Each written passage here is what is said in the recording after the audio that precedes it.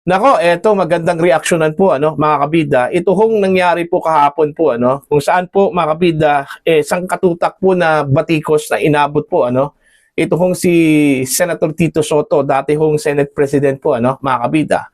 Matapos pong muntik nang naaresto po mga kabida, ito hong si Senator Bato de la Rosa nang magpakita po ito kahapon diyan po sa Senado. Kasi magtakin nyo mga kabida, pinapasok pala ni Senator Tito Soto ito hong mga NBI operatives diyan po sa Senate, okay? Para lang po aristuhin ito hong si Senator Bato de la Rosa.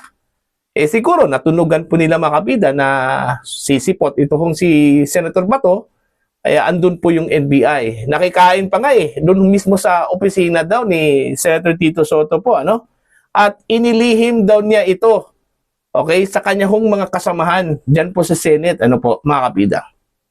Okay? Kaya nga hindi ho maiwasan po, ang dami hong mga description, pangalan, dito ho kay Tito Soto ng mga netizens. Tinawag po siyang traidor, ipinagkanulo daw niya mga kabida yung kanyang kasamahan po, sa mga otoridad na supposedly, dapat protektahan po nila, mga kabida, ito hong si Senator Bato de la Rosa. Dahil malinaw po mga kabida, sa utos po ng Korte Suprema na hindi ho basta-bastang arestuhin po ang isang Pilipino na hindi ho idadaan sa due process mga kabida. Okay? Eto, babasahin ko muna ito hong article ng Ang Balita Ngayon, mga kabida. Soto, inilihim ba ang planong pag-aresto kay Bato sa Senado? Ito yung kanilahong headline.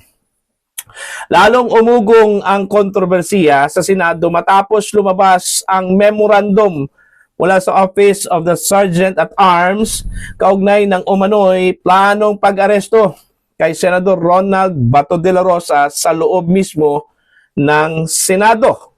Ayan. Ang naturang memorandum ay inilabas bilang tugon sa direktiba ni bagong Senate President Alan Peter Cayetano na nagbigay ng detalyadong sequence of events kaugnay ng nangyaring operasyon at pagpasok ng mga tauhan ng National Bureau of Investigation o NBI sa Senado. Ayan. Sa memorandum, nakasaad na ang umano'y operasyon ay isinagawa as per guidance. Ito as per guidance umano ni dating Senate President Tito Soto. So meaning, siya yung nagbigay po ng authority po sa mga NBI operatives na pumasok po sa Senado, okay, para arestuhin po mga kabida ito hong si Senator Bato de la Rosa. Okay? Ito po, as per agreement, the supposedly arrest should be effected when the warrant of arrest is presented as per guidance of the former Senate President Vicente C. Soto III. Mas lalong uminit ang usapin matapos mabunyag na ipinakita umano ang warrant kay Soto bandang alas 2 ng hapon. Ngunit hindi pinayagang maibahagi ang mga kopya nito. Or, on or about 2 p.m., the warrant of arrest was shown to the former Senate President in the presence of the undersigned. But copies were not allowed to be distributed, mga kabida. Okay? Kasabay nito, naglabas din ng pahayag si Senator Amy Marcos hinggil sa umano'y naging paliwanag sa kanila ng mga tauhan ng NBI. Okay? Ito yung sinabi po ni Senator Amy po, mga kabida, ang nakakapagtaka talagang sinasabi ng mga NBI, sabi nila, nagko-coordinate daw sila sa Senado at hinayaan daw at kinumbida daw sila ng dating Senate President. Okay? Pinakain pa doon sa kanya opisina at inaanyayahan na doon tumambay.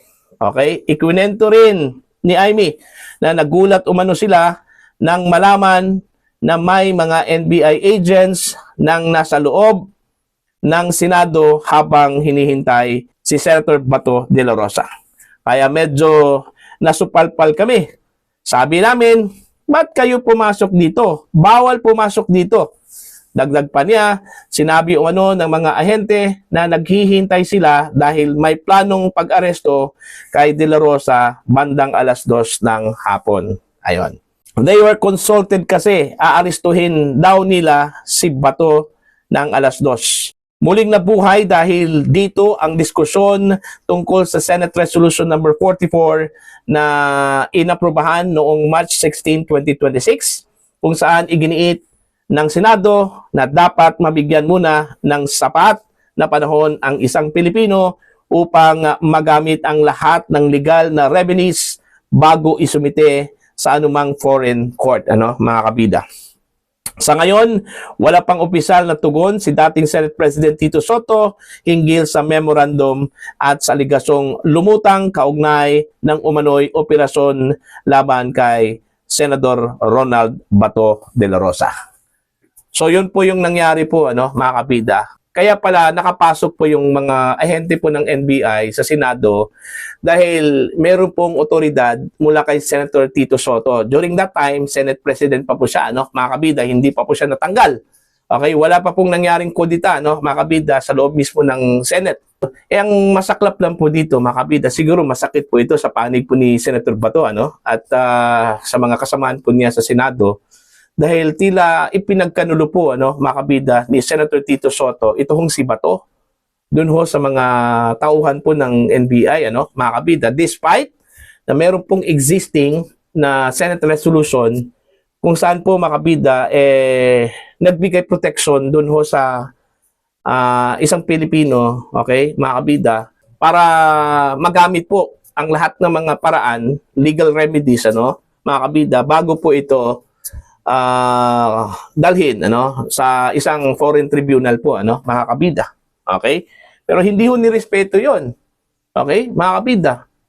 Okay? Kumbaga binackstab po ni Senator Tito Soto po ito hong si Bato eh. Hindi po inakala po, mga kabida, na kung sisipot doon ho si Bato, okay? Nag-abang na pala yung mga taga NBI po sa kanya, mga kabida.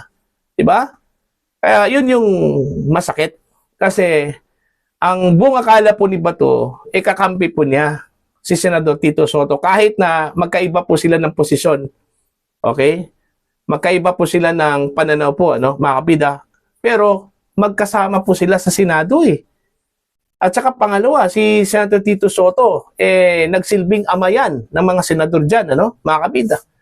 Pero nakuha pa rin niyang ipinagkanulo po ito kung si Senator Bato, mga kabida. Kung i-interpret mo, kabida, ito hong isiniwalat po dito ho sa memorandum po ng Sergeant at Arms, mga kabida, po, ng Senado. Okay? So far, wala pa pong tugon dito si Senate President Tito Soto o former Senate President Tito Soto patungkol ho dito. Kaya nga pala nung pumasok po si Bato sa Senate Hall, napansin po itong si Senator Tito Soto nasa gilid lang po, nasa tabi-tabi lang, mga kabida. Okay? Yun pala, siya pala yung naging dahilan, sa muntik ng pagka-aresto po, kay Senator Bato de la Rosa, mga kabida, po. Okay? Kaya nga, ang nangyari po kahapon, nagkaroon po ng medyo kaguluhan po sa Senado, nagkaroon po ng habulan, mga kabida, inabol po nila si Senator Bato de la Rosa. Subalit hindi po nila naabutan po at nakapasok po ng Senate Hall. Okay? Mga kabida, po. Ang problema lang kasi ng NBI, okay? Hindi po nila nirespeto po ang Senado. Okay? 'Yun yung obserbasyon po ng mga tao po sa kanila kahit na po yung leadership, bagong leadership po ng Senate eh. Okay? Hindi po nila nirespeto po ang Senate po, mga kabida. May empleyado nga ng Senado binugbog pa. See? So, yun, ang nangyari po, mga kabida, po. Buti na lang, napahupa po ito, bandang 7:00 ng gabi, matapos pong nilift itong lockdown po sa Senado, mga kabida, po, Okay? So, sa tingin ho ninyo, mga kabida, ito kung ginawa po ni Tito Soto, kay Senator Bato de la Rosa, kung saan po ay tila ipinagkanulo po niya, trinaydor po niya, mga kabida, ito kung si Senator Bato, Sa tingin ho ninyo, katanggap-tanggap ba ito, ano, mga kabida, bilang isa hong dating Senate President at nagsilbing ama po ng mga senador dyan po sa Senado, ano, mga kabida? Okay? Kasi para sa akin, personally, parang hindi ko matanggap yun eh, ano? Kasi yun nga eh, aside sa pagiging Senate President, siya po yung itinuturing po na ama dahil siya po yung pinaka-veterano po dyan sa Senado po, ano, mga kabida, ito hong si Senator Tito Soto. Pero hindi ko po pangunahan po, ano, ito hong si Senator Soto dito, ano, mga kabida, kasi gusto ko pong marinig yung kanyang side. Okay, kung bakit nangyari po yung pagpasok po ng NBI. Bakit pinayagan po niyang NBI na arestuhin po, ano, ito hong si Senator Bato de la Rosa, ano po, mga kabida. Okay, gusto ko po malaman yung kanyang rason dito bago po ako humusga sa kanya, ano, mga kabida. Kung tama ba yung ginawa niya o hindi. Alright? So, para po sa inyo, ano po ang inyong opinion at pananaw dito? Ano? Please comment down. Sa mga hindi pa po subscriber po sa aking channel, please subscribe.